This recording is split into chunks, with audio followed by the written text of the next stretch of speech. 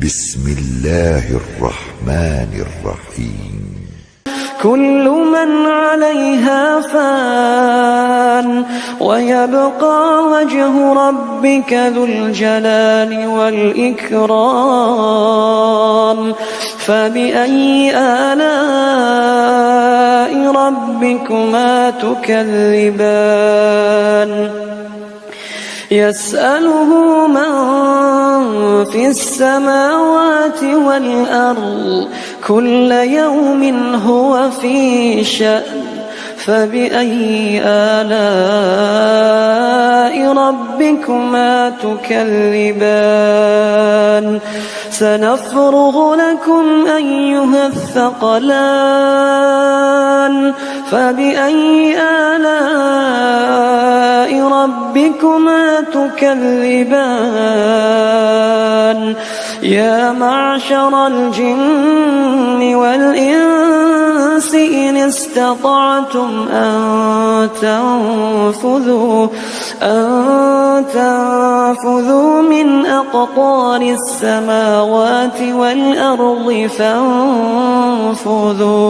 لا تنفذون إلا بسلطان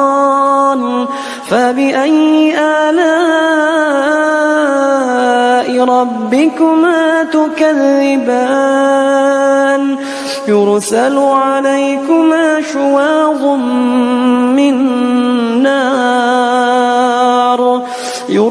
عليكما شواظ من نار ونحاس فلا تنتصران فبأي آلاء ربكما تكذبان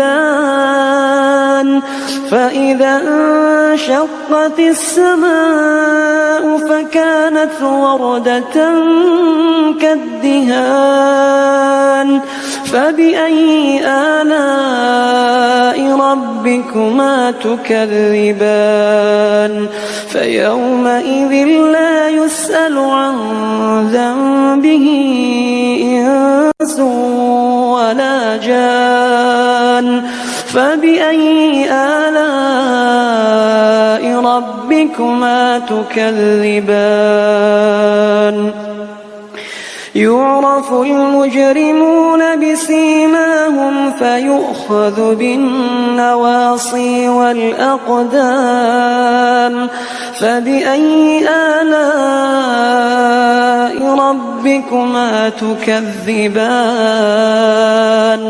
هذه جهنم التي يكذب بها المجرمون